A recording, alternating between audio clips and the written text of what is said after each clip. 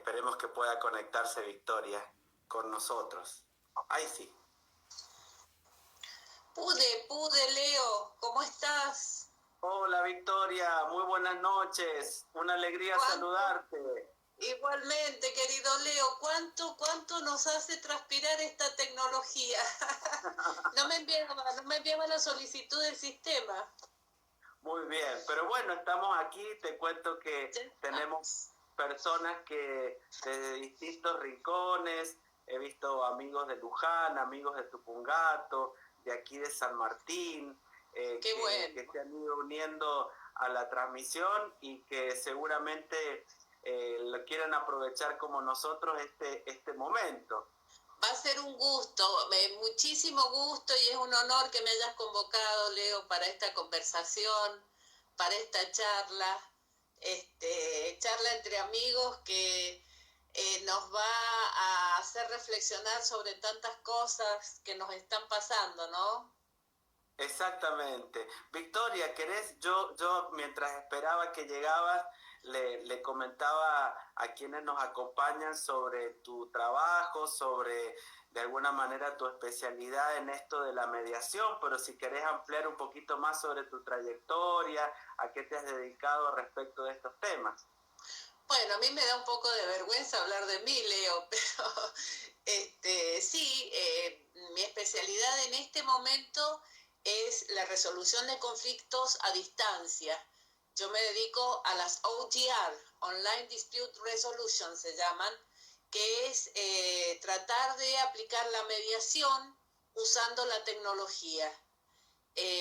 Hace varios años que esto se viene implementando, pero ahora con la etapa nueva de pandemia que tenemos, que la gente ya no pudo salir de sus hogares, a los efectos de poder eficientizar la justicia y que muchos sectores no se quedaran sin administración de justicia, hemos estado entrenando y capacitando a muchos mediadores de prácticamente Latinoamérica con una organización para la que yo trabajo que se llama ODR Latinoamérica.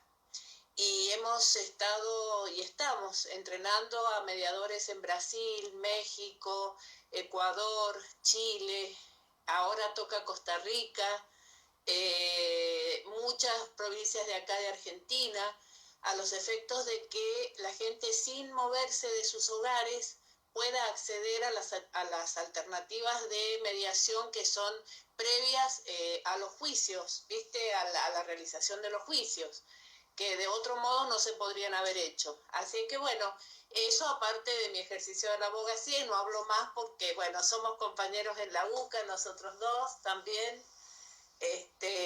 y nada más, no hace falta hablar más de mí. Bien. Bueno, ayer un gusto para mí también, porque te aprecio mucho y en estos espacios se han ido abriendo puertas muy, muy lindas de colegas y también de amigos con los cuales tenemos sentimientos en común, ¿no? Sentimientos de buscar el bien de las personas, buscar enriquecerlo. Anoche tuvimos, mientras preparábamos un poco la transmisión, me gustó mucho y te quisiera invitar a que empecemos el diálogo de esta manera, de que habías investigado sobre cómo el hombre había reaccionado en otros momentos de la historia a situaciones de pandemia. ¿Recordás alguno de estos puntos? Sí, voy a tratar de recordar lo más esencial. Me motivó a hacer esta investigación el hecho de que me han pedido que escriba un artículo precisamente para ver la incidencia de la pandemia en la actividad que desarrollamos en la mediación a distancia. Es un artículo, o sea, no es un artículo, es como un capítulo para un libro que se va a, digamos, a elaborar para dentro de un mes más o menos. Entonces yo pensé, digo, yo tengo que ver qué pasó en el mundo en otras situaciones como la que nos está pasando ahora y qué le pasó al mundo, cómo se vuelve después de la pandemia, ¿no? Y me llevé una gran sorpresa, Leo, porque han habido, el artículo que leí fue muy pedagógico, el periodista que lo redactó es en un sitio que se llama La Vanguardia, y él separa en 5 grandes hitos el tema de las pandemias. La primera pandemia conocida en el año 542, plena época del Imperio Romano, gran Imperio Romano en Oriente y en Occidente. Se desata la peste bubónica en la Gran Constantinopla, que era el centro del Imperio Romano de Oriente, con una gran efervescencia económica, comercial, y se vino viniendo la peste de Oriente hacia Occidente. Era la época del emperador Justiniano, llegó hasta las Islas Británicas, lo que es hoy las Islas Británicas.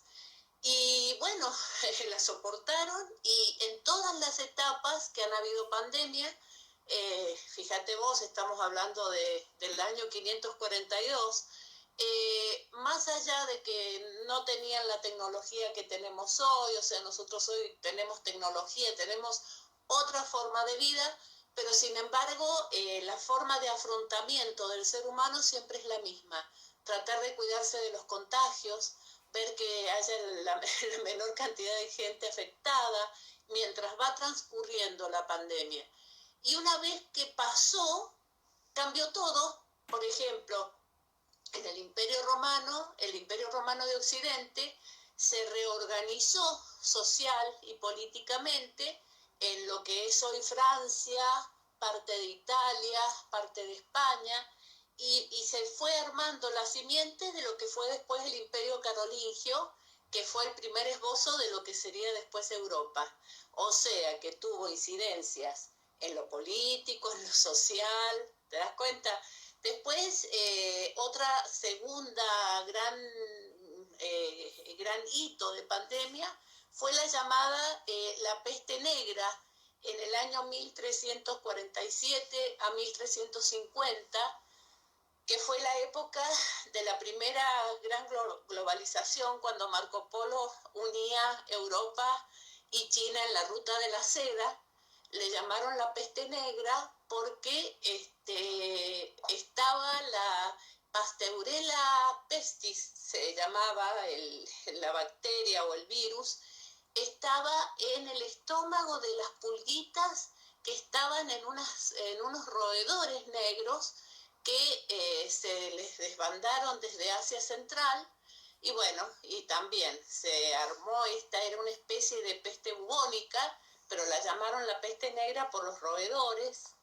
Y en este periodo lo que ocurrió fue que fueron 3 años, desde 1347 a 1350, pero en 1348 a la peste bubónica, esa de peste negra, se le agregó otro tipo de peste pulmonar. Y la sociedad reaccionó cuando terminó el proceso, y empezaron a dictarse medidas políticas, sociales, que fueron la simiente de lo que después fue el Renacimiento. O sea, se generaron las condiciones para el Renacimiento. O sea, pareciera que después de cada etapa así de pandemia hay muchas consecuencias sociales, políticas y cambios en el mundo. Esto fue en el segundo hito, en esta peste negra. Después vienen las pestes de Mesoamérica, en el periodo de 1492 en adelante, cuando llega Colón y los conquistadores. Pasa que, bueno, llevaron y trajeron enfermedades. Y entre las enfermedades que trajeron fue, a partir de 1492, gripe, viruela, tifus, etcétera, etcétera, que bueno, se contagiaron mucha cantidad de aborígenes. Después, el cuarto hito es entre los años 1600, alrededor de 1618 a 1648, que fue una etapa complicada en Europa, porque había guerras religiosas, y aparte una sucesión de epidemias de tifus, viruela, paludismo, etc.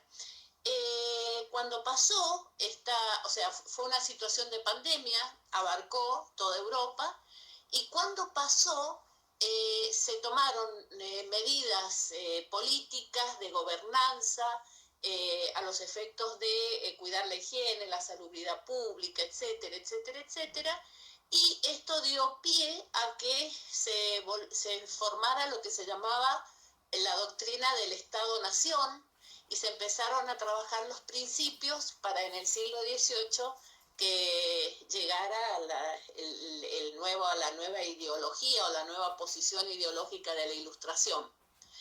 Y por último, el quinto es el que ocurrió en la Primera Guerra Mundial, en 1918, cuando estaba terminando la Guerra Mundial, lo que se llamó la peste española, que fue una gripe, la gripe española la llamaron, y la llamaron la gripe española, y no es que no es que nació en España, fue en el contexto de la Primera Guerra Mundial, pero cuando llegó a España en 1918 le dieron mucha trascendencia, por eso se llamó la gripe española. Y se transformó también en una pandemia y dio lugar a que en una época en que no había todavía antibióticos, tener gripe, influenza, imagínate, que motivó a que se empezaran las grandes investigaciones sobre los virus, sobre las cuestiones de la ciencia médica para evitar este tipo de procesos. Y bueno, y ahora estamos con el COVID-19, que, bueno, yo pienso que viendo todo esto, si no entendemos que es una etapa de aprendizaje para todos, la salida después de la pandemia va a ser un problema para todos, o sea, para los gobernantes, para los gobernados, y no hay país que se pueda sustraer a esto, o sea, todos estamos aprendiendo, y si no tomamos conciencia de que es así, todos estamos con esa idea, yo no sé, no entiendo, porque vos ves la gente por ahí te dice, y dentro de 2 o 3 meses, dentro de 4 meses, y no podemos hablar de tiempos, no sabemos cuántos son. Yo ahí he visto, en esa investigación, se han visto que a veces son años, ¿viste?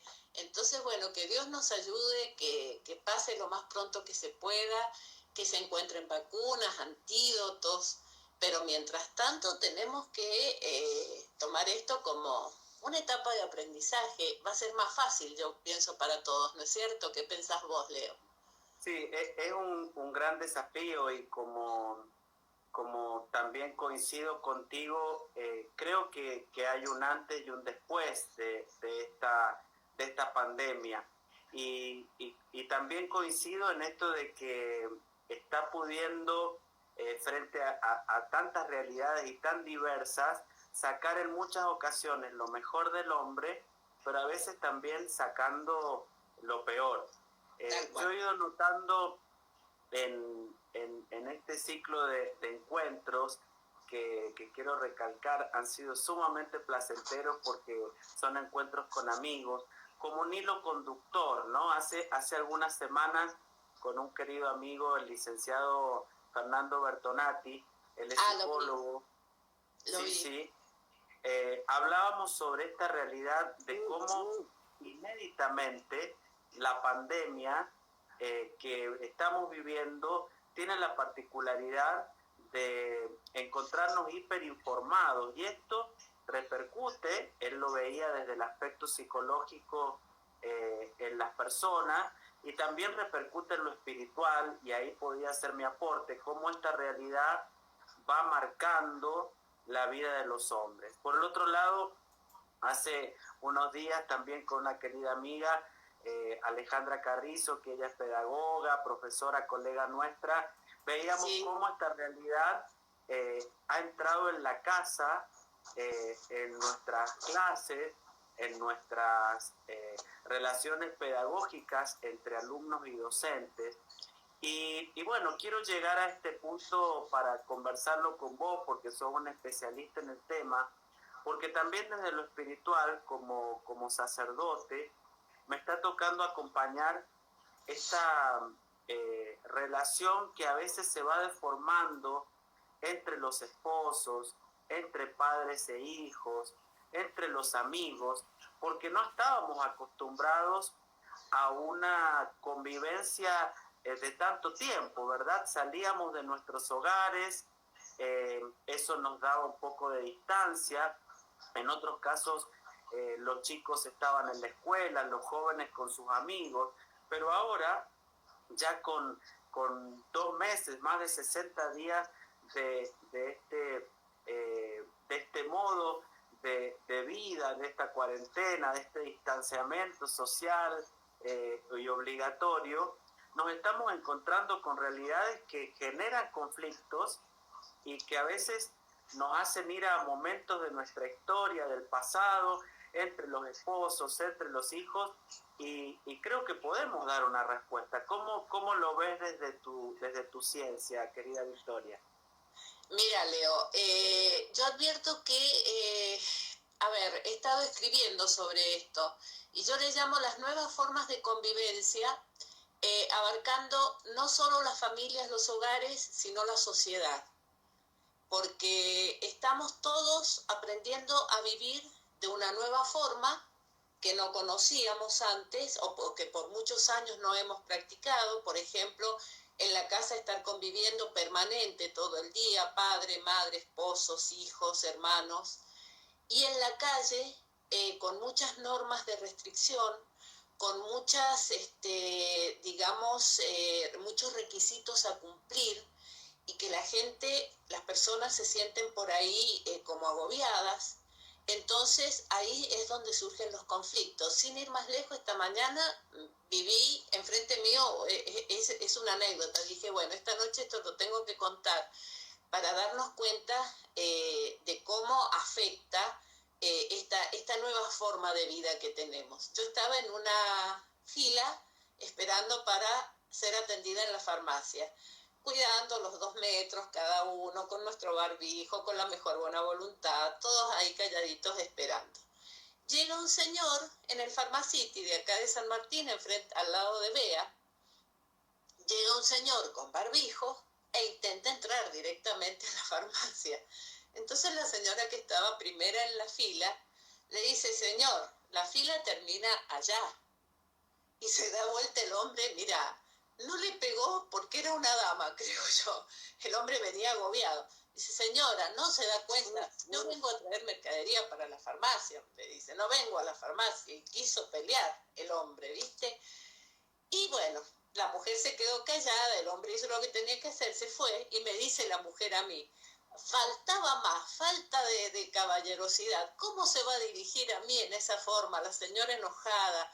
Dije yo, bueno, acá está. O sea, estamos todos susceptibles, estamos todos irascibles. Entonces, digo yo, tenemos que aplicar lo que nos gusta, de lo que nos gusta hablar a los mediadores y a los psicólogos y a los que hacen coaching emocional, que es de la inteligencia emocional, el famoso autoconocimiento. O sea, tratar todos nosotros de cumplir estas 5 pautas que nos pueden llegar a ayudar tanto a prevenir los conflictos como a resolver los conflictos. Lo primero es el conocer uno las propias emociones.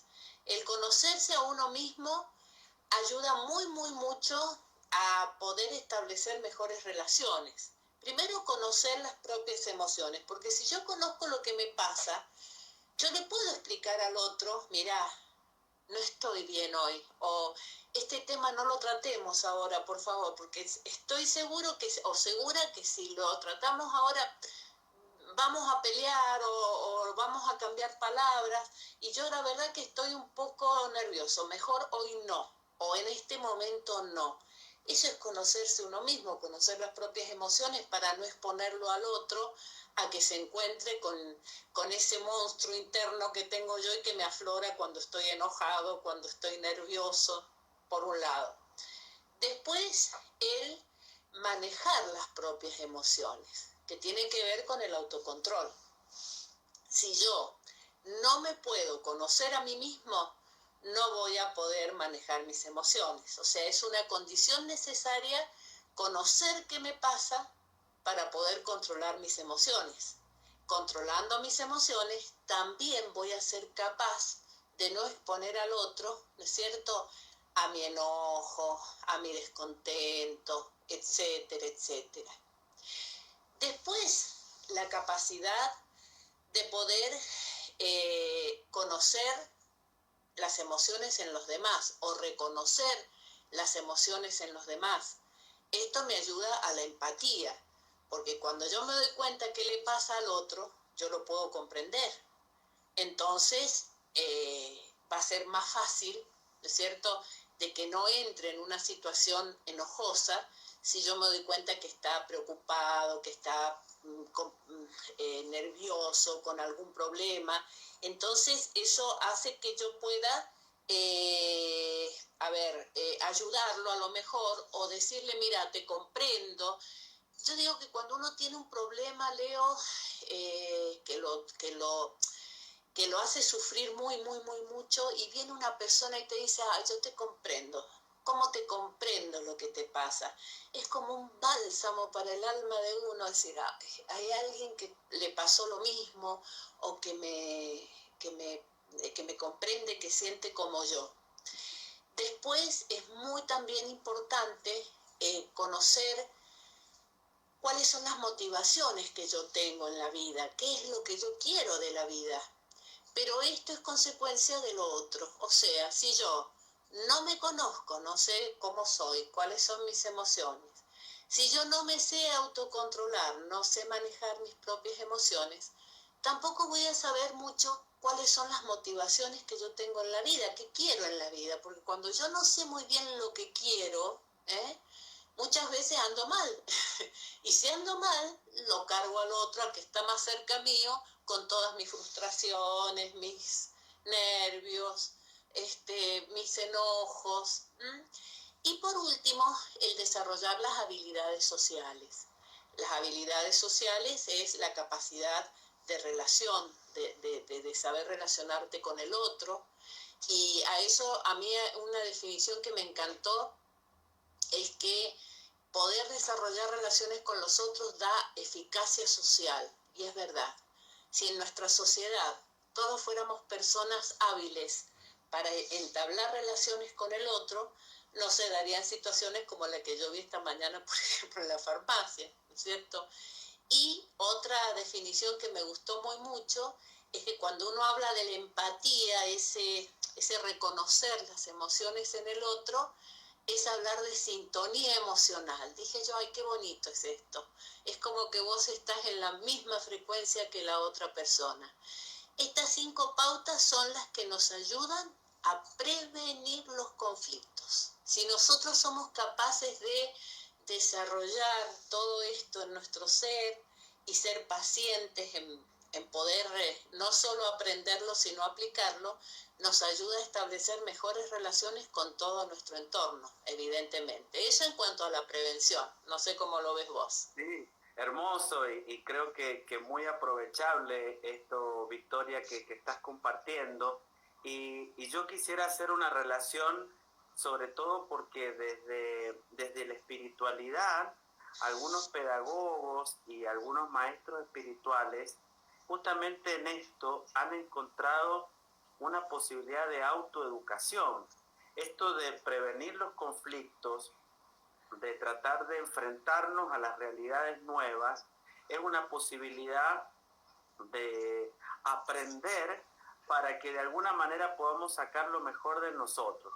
Vos sabés muy bien que yo como sacerdote diocesano estoy muy cercano al movimiento apostólico de Schoenstatt, formando parte del instituto, y el padre Kentenich, dentro de sus múltiples facetas, desarrolló justamente parte de lo que vos decías con bastante expertise, que es cómo el hombre, a partir de autoconocerse, a partir de saber cómo es, cuáles son sus limitaciones, cuáles son las realidades que forman parte de su ser, puede disparar herramientas de autoeducación para poder crecer humanamente e integralmente, ¿sí? Esto es algo muy importante porque desde tu ciencia de la mediación, desde lo jurídico, en mi caso, más desde lo espiritual, desde lo teológico,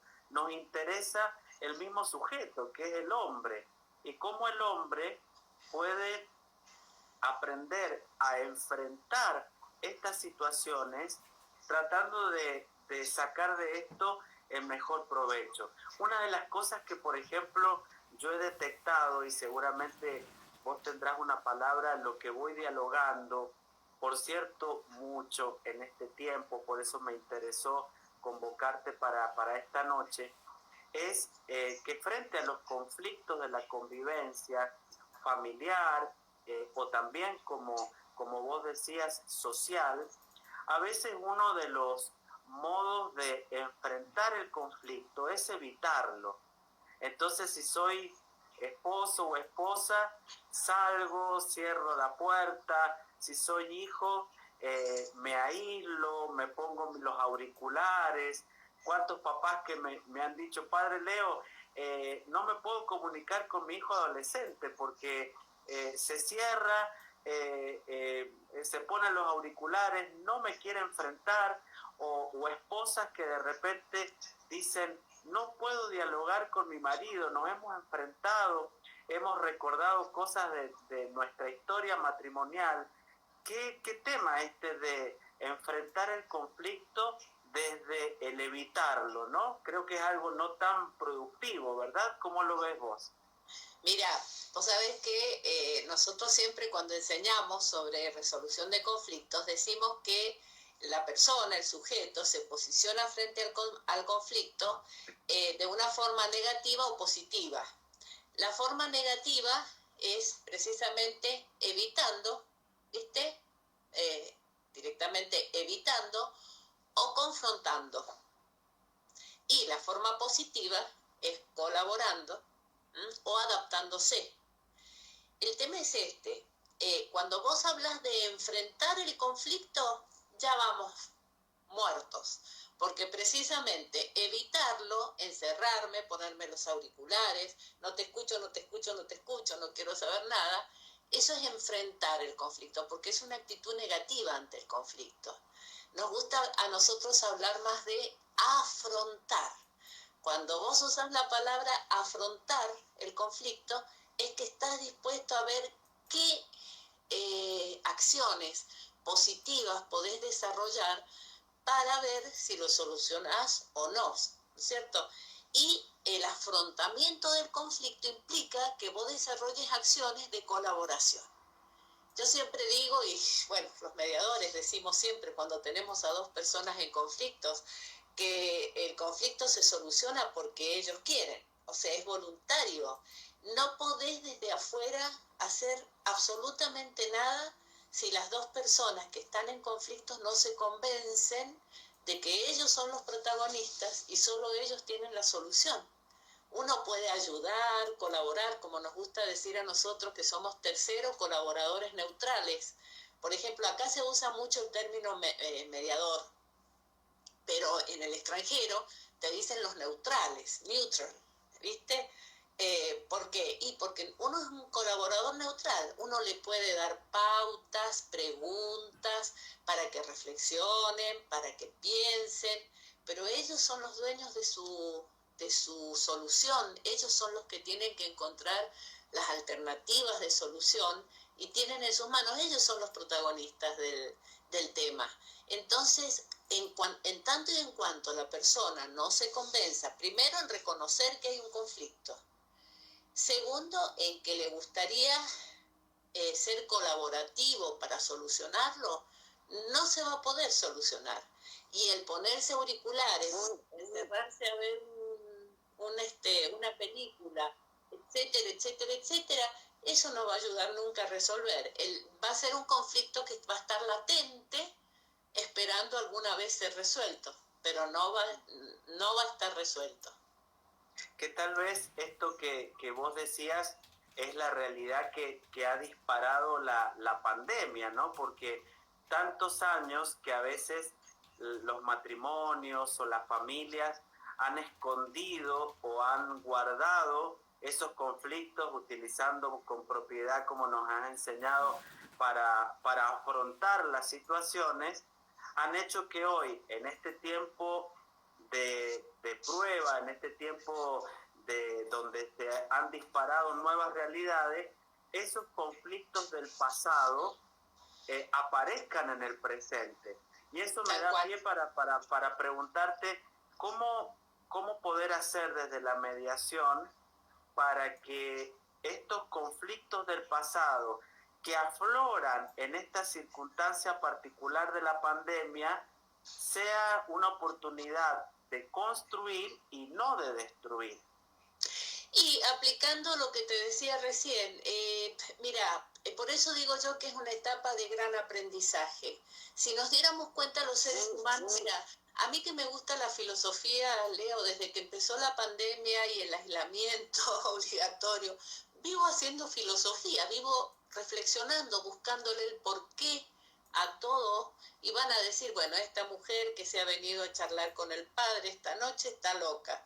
Pero es que, a ver, nadie, o sea, si se pone todo el mundo a pensar, se van a dar cuenta que si no nos sentamos un ratito a pensar los por qué de mi vida, de la vida del entorno, los por qué y los cómo para poder vivir un poco mejor y sostener esta situación, no vamos a poder. Es necesaria la reflexión, porque en tanto y en cuanto no hagamos la reflexión y no nos convenzamos de que es una etapa de aprendizaje para todos, sin excepción, niños, jóvenes, adultos y adultos mayores, no vamos a poder sostener la situación. Va a llegar un momento en que el agobio nos va a hacer vivir en conflicto con todo y con todos.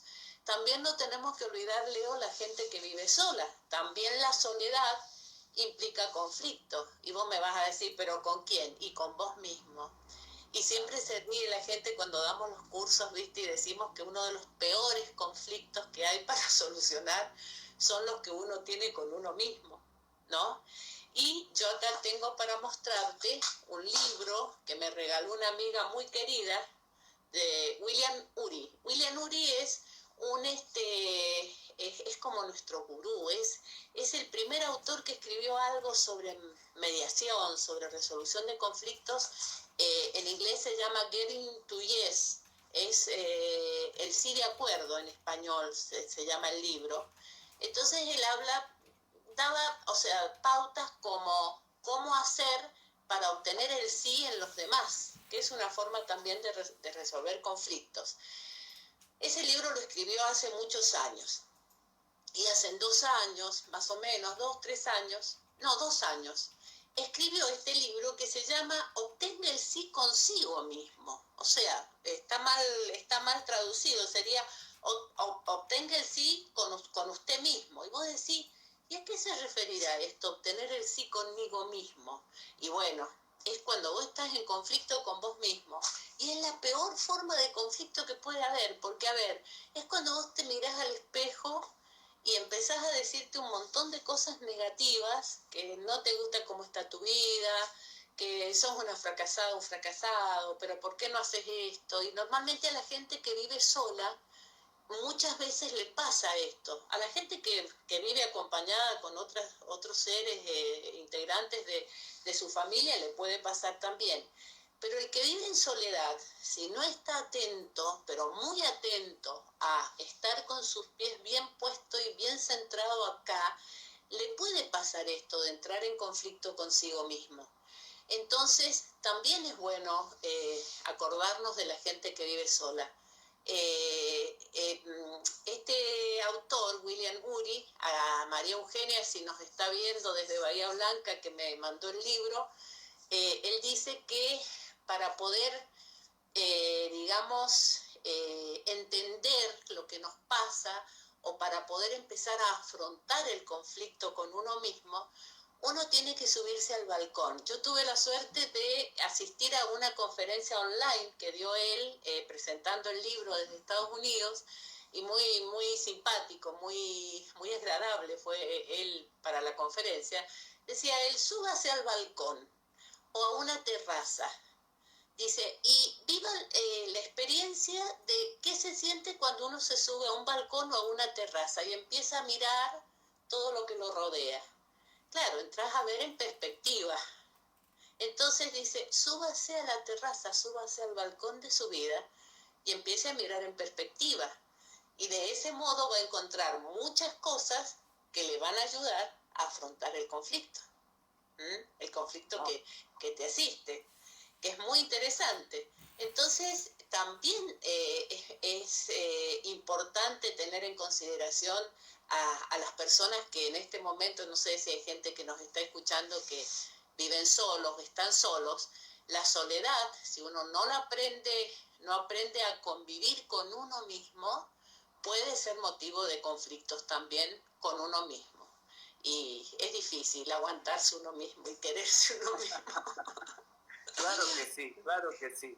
Y quería sumar algo que me dejaste picando, que me gustó mucho en esto, cuando hablabas de que en la mediación las preguntas del por qué y del cómo son muy importantes para poder situarnos en el contexto. También abriendo el panorama muchas veces desde la esperanza y desde el añorar el crecimiento, cabe la pregunta del para qué. Yo creo que esta va a ser una pregunta que nos va a hacer mucho bien en este momento de pandemia o cuando empecemos a salir de ella.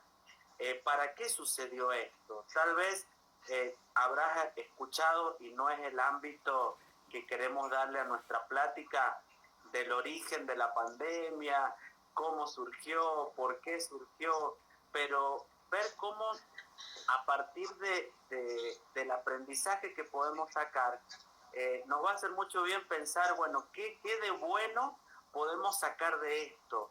¿Qué podemos aprender? Y yo me imagino las personas que vivimos, en mi caso también es así, vivimos solas, las personas que conviven con otros, los que son ancianos, los que ahora están conviviendo intergeneracionalmente. ¿Qué podemos sacar de positivo, de cuando salgamos de esto, decir qué de bueno aprendimos, ¿no?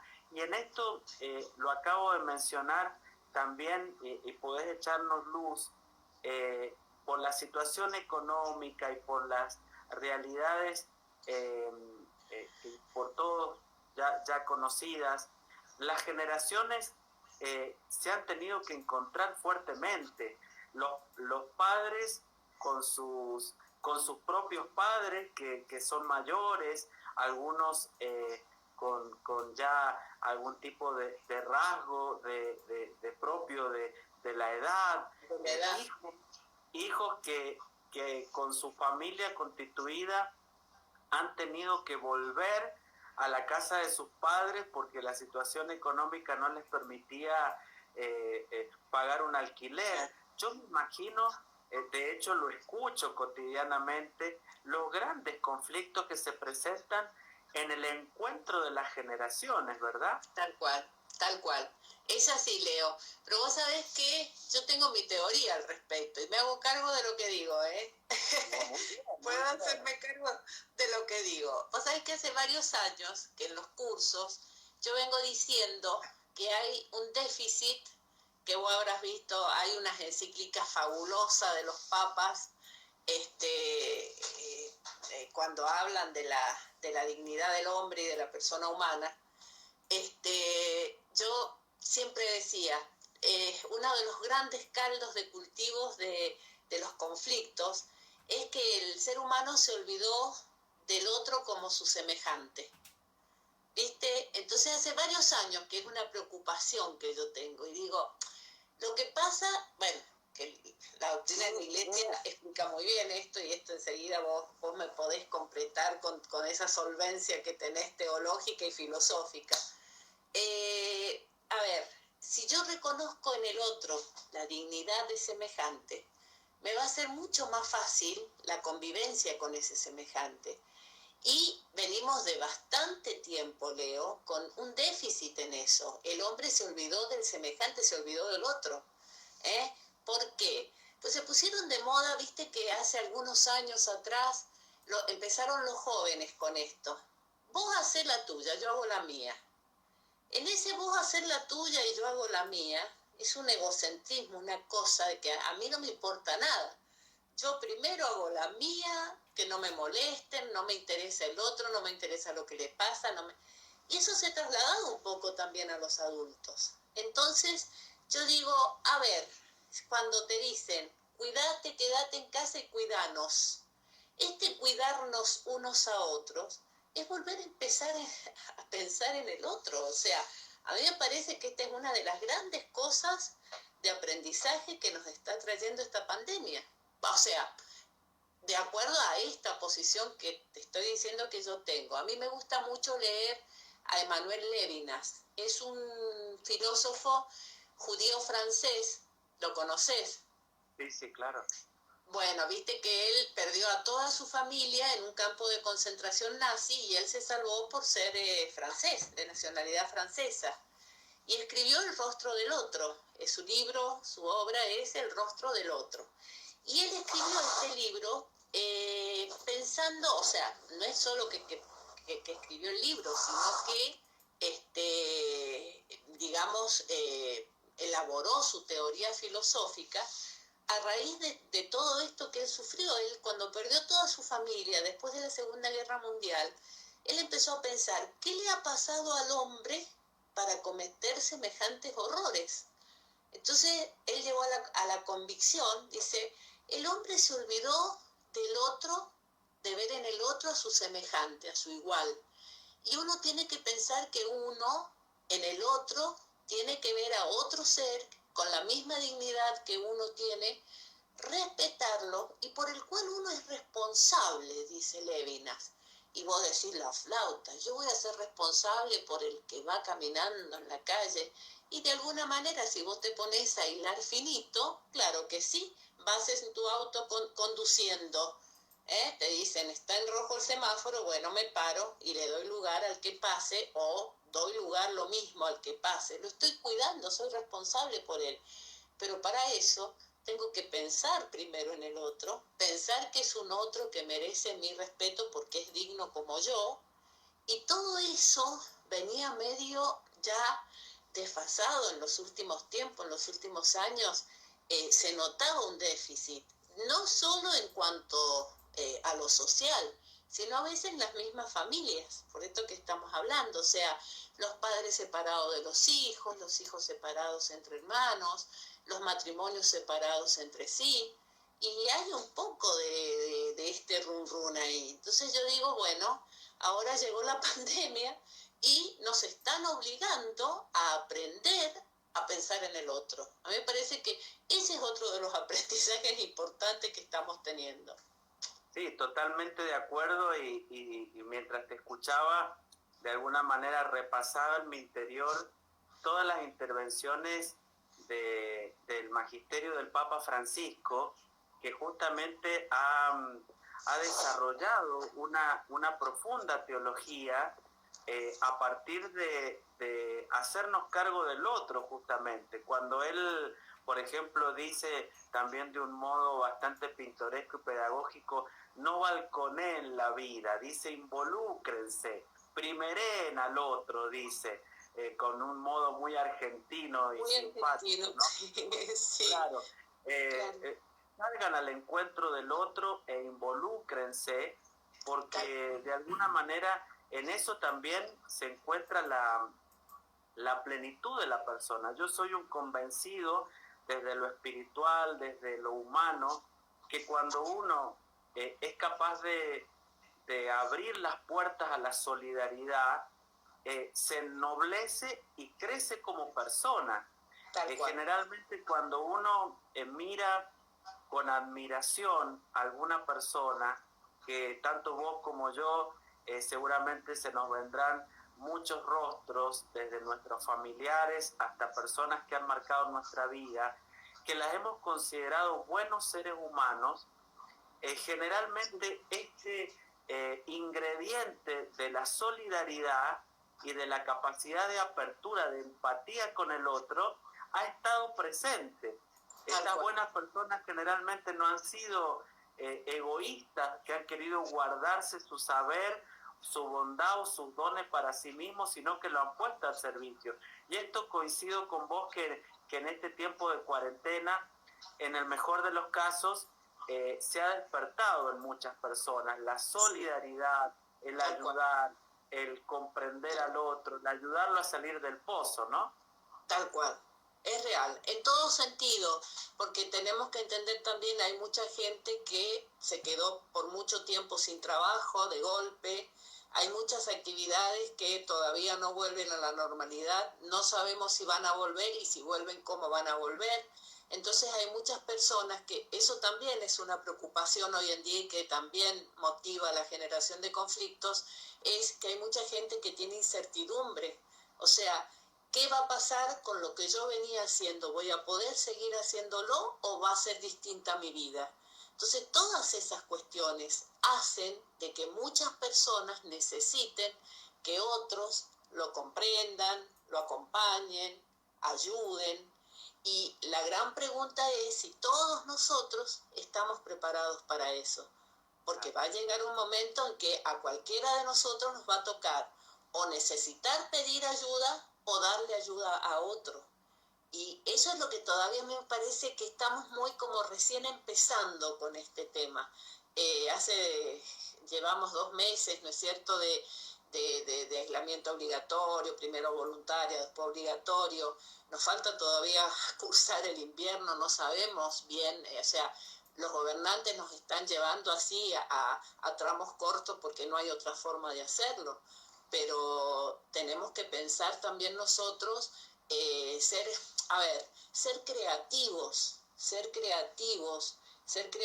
en la forma de vivir, cómo vamos a vivir, y ser también amplios de mente, pensando de que es muy probable que la vida que teníamos hasta acá puede llegar a cambiar. Es una posibilidad, porque no sabemos cuánto va a durar esto y cómo va a terminar. Entonces,